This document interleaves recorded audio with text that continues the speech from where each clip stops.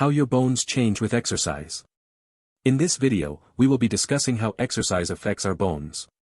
Most people think of exercise affecting muscle, fat, and the cardiovascular system, but bones are also an important part of the body that is impacted by exercise.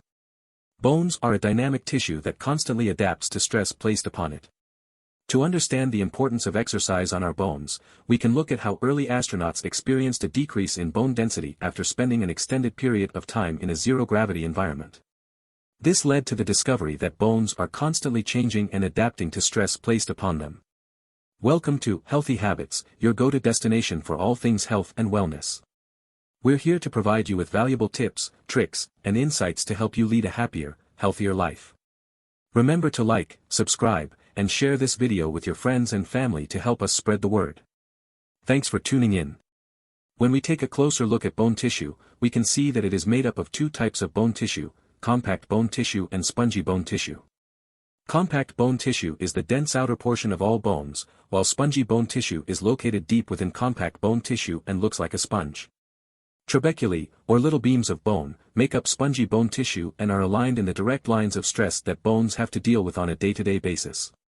These trabeculae adapt to forces placed upon them, similar to how a building is built with support beams and scaffolding. In order to increase bone density and maintain bone architecture, we need to do activities that expose bones to both compressive and tensile forces.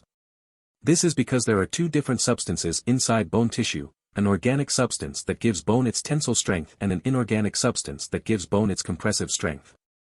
Both of these substances need to adapt and increase in order to maintain bone health. The inorganic substance is made up of mostly calcium and phosphate, which is why calcium is so important to the health of our bones. So what types of activities and exercise can help increase bone density and maintain bone architecture?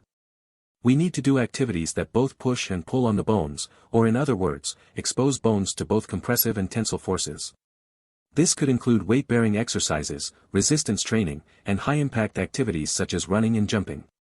In conclusion, exercise is just as important for bone health as it is for muscle, fat, and cardiovascular health.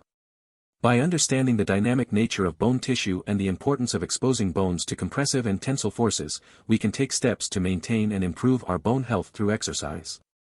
Thanks for watching. We hope you found this video helpful and informative. Don't forget to like, subscribe, and share this video with your friends and family to help us grow our community. And if you're looking for more great content, be sure to click the videos on the screen to watch some amazing videos from our channel. Thanks again for your support, and we'll see you in the next one.